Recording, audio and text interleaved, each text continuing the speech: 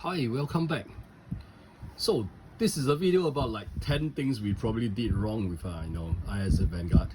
I'm not sure if I could come up with 10, but anyway, that was just a joke. But it's like some of the things that could like streamline your game, or streamline your storage, or the right ways to use certain components. I realized, and then we are doing it all wrong, and it's like there's a whole tons of things that you could miss because I don't know, maybe it's just because the way we design as human beings, and we make mistakes and stuff like that, and kind of stuff like okay, so let me just get the TV off before we have other videos cutting in. But let's talk about the number one thing that a lot of us did wrong or overlook.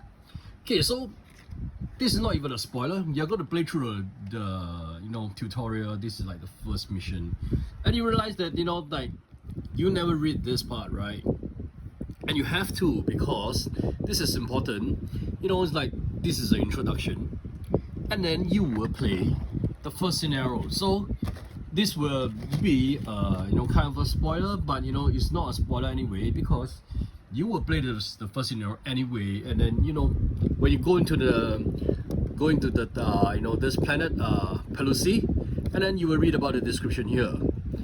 Do you ever notice there's like two very prominent things that's highlighted here, but that all of us overlook?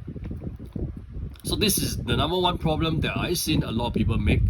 I won't call it a mistake, but it's like easy to overlook, because if you're stuck with objective 2 for a long time and you couldn't progress, that's because you missed this. Okay, so when you didn't complete your mission and you decided to leave off going back to ISS Vanguard, you read the evac log. Basically this is it. And if you succeed and you complete your mission and you're going back to Vanguard, you need to read this log as a leave off. And this contains it's not even a spoiler. So it contains a very important setup instruction to change certain things. Namely, the objective might be changed because of this, and like there are other stuff that happens, and you miss a big chunk of this if you do not leave off properly. Reading this log. That's why you couldn't progress, and that happens like I think on the second or third planet. I'm not even going to go to flash that, because you're going to say that I'm going to spoil it for you. But it's like that's one of the problems. So always make sure when you leave the planet, either leave off if you completed the mission, or if you have to evac due to whatever reason, kind of like fail the mission, still go through that log. There'll be going to be some things that's going to talk about. They might adjust the game, and for the thematic as well. It's like you want to have a proper closure to the game. Okay, number 2. Look at what's the difference between my miniature and your miniature. Yeah, I know I didn't have the full miniature version. So this housing here, for all the miniatures, is big enough to hold the miniatures with their colored snap-on stands. So you do not really need to like take them out every single time. I mean, you kind of like have an impression that security should looks like this hunky guy with a chainsaw, or maybe recons will be the guy with certain weapons, or like science will be the guy or the girl with the additional arm and the flowers and everything, or engineering will usually have a pet dog or something like that. So whatever your impression is, just snap on with it, and then unless you need to change to, which you can always do, just unsnap it and snap it on and then just leave it here. So this saves you the space to store 4 colored base, and that makes life easy. And I still keep this because I don't know, maybe someday I will like have to put this little junk, all the small cards you throw away, they ask you to remove from a game, I might put it back here. So I still have it here, that small bag. So I'm going to talk a little bit about this this storage later, because like that's how I store stuff. Okay, and at this place you could actually put some of the dice, and this place too, or some of the cards that you throw away that tell you to remove from the game. You can always like store it here.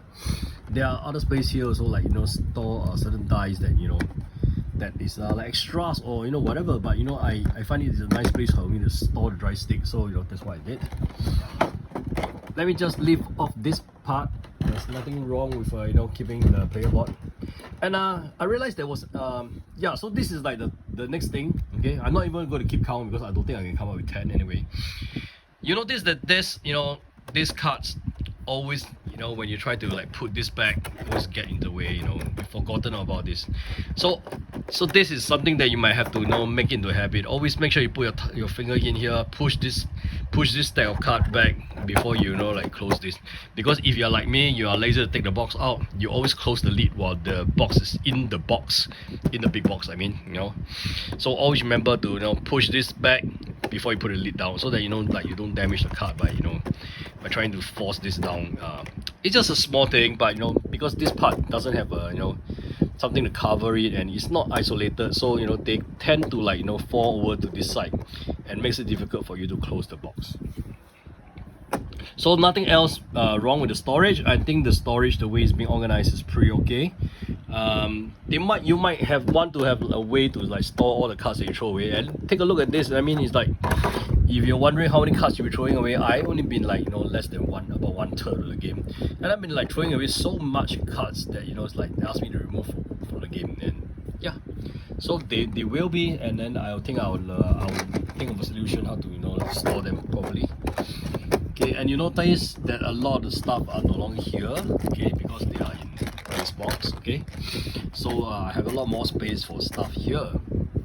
So I'm going to talk a little bit about this box, okay, the right way to use this box.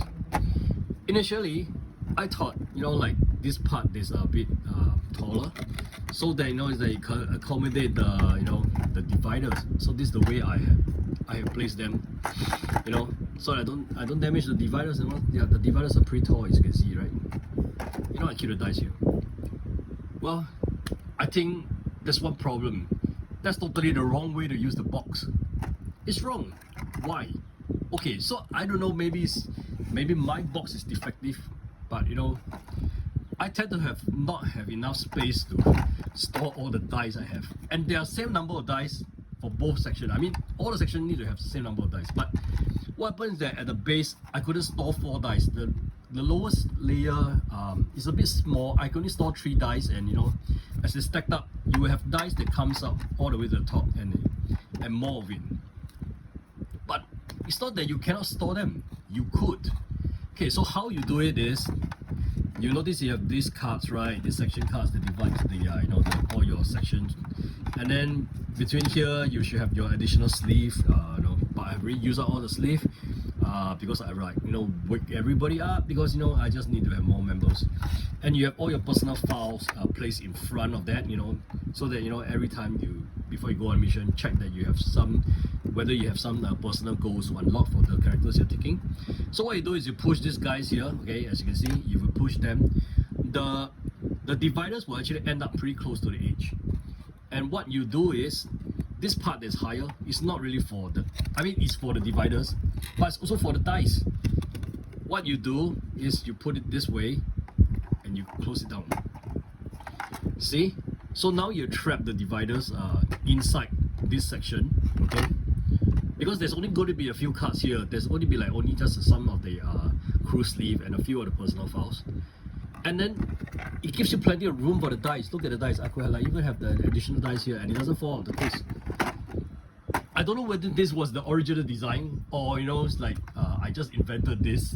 But this is the way that I find that it should work, because you keep the divider right to the edge, and then, you know, like you know, and then you have plenty of room for the dice, so you can like potentially get 3 more dice, which I don't think I could, because of limitation, or because of whatever reason, you know, it's like maybe I would not get 3 more dice. I don't know, but potentially I could still store 3 more dice here, and you know, it's like I have the proper room for everything else. And this is the right way to store the, you know, your sections, according to me anyway. You know, let me know if I'm wrong, people from Awaken Rams, or maybe that was the way you designed it. And, you know, everybody has done doing it wrong. At least I have been doing it wrong. Okay. So the rest is pretty you know, pretty straightforward. There's really nothing wrong with the rest of stuff. I pretty like it. I'm here because I'm going to play my game, okay, and then you know, I'm going to like unpack this soon. So that's why you see me this you know, having all this here and everything. Okay, I'll talk a little bit about this. I think in the United States you call this the Plano box.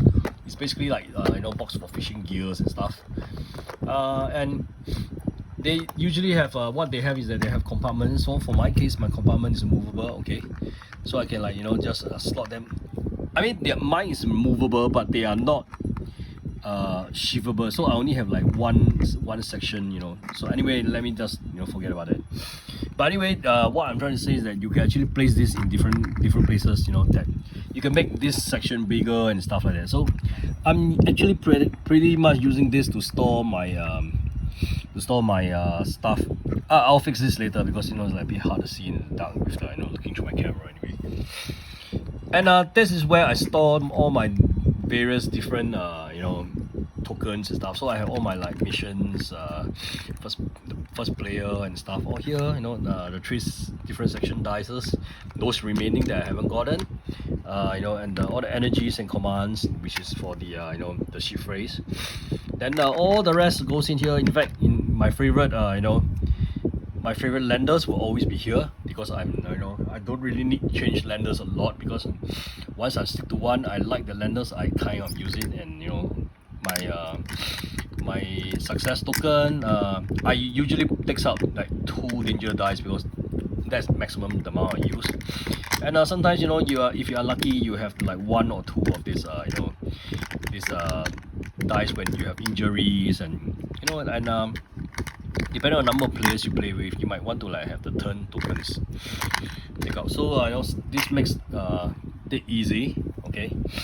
And yeah, this doesn't comes with the game. Okay, so I'm going to talk a little bit about this. Okay, let me just open a page on the okay, let's not open a spoiler page, because I think that would be unfair to some people. But I'll open the tutorial page, which is have some average amount of text, not a lot of it. And you will realize that, you know, you only have this space to store, to place the figurines. Figurines, no, the right word is miniatures. Let me take out miniatures just to show you what I meant. Okay, so I have this, which is a bit of glaring because of the light. Okay, but anyway, so I have this, the engineer guys, and he's like, oh no, he's, no matter how you place him, you know, he won't fit into the box without blocking something. You know, it's like, you know, he's really big, and I don't mind big most of the time, because like the bigger they are, the more detailed they are. You know, it's like beautiful miniatures. But you know, you're bound to cover something on the page. You know, usually what you do is you read through this.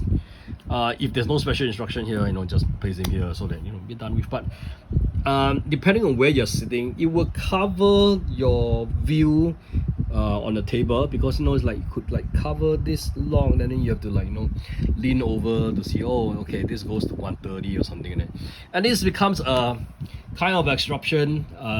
So I'm not criticizing. I don't mind the miniatures, but what I did to optimize the game was I have this last set of miniatures I gotten somewhere. From some other games, or is it from some other series of role-playing games? I can't remember. Totally, I can't. But if anybody knows where this comes from, can you just drop me a comment and, you know, let me know where did these miniatures come from? Okay, but they're unpainted. I painted them in specific colors.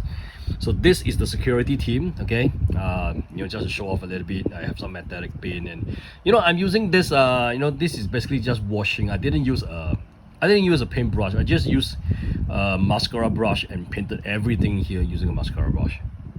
Amazing, right? Okay, sorry, but this will still block certain things, but at least you know that you can, you know, go into certain smaller area on the board, and then, you know, it's like, and it doesn't really get into the way. You know, it takes a lot of you know, height to block other stuff, and this is pretty good. So I could even have like 2 members comfortably in this location, you know. And well, fun with minis anyway, you know, like if you love painting them and everything. So I didn't really want to make her look like the Pink Ranger, you know, so she's a bit reddish with some you know, dry brush pink on her, and yeah. So this is my pink is for reflection. I can't remember what section pink is. Is it science? Oh dear, science is purple, right? So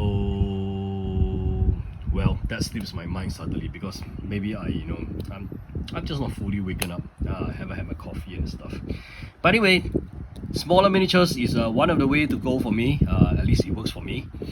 And the second good part about having this smaller miniatures, let me put this big miniatures back where it belongs. Okay, so having smaller miniatures also means that it's easier to keep. So if you have noticed, I originally took the miniatures out from this box. Let me try just put this back so that you know that I'm not bullshitting you about putting the miniatures back into the box. Well, I tried to do this.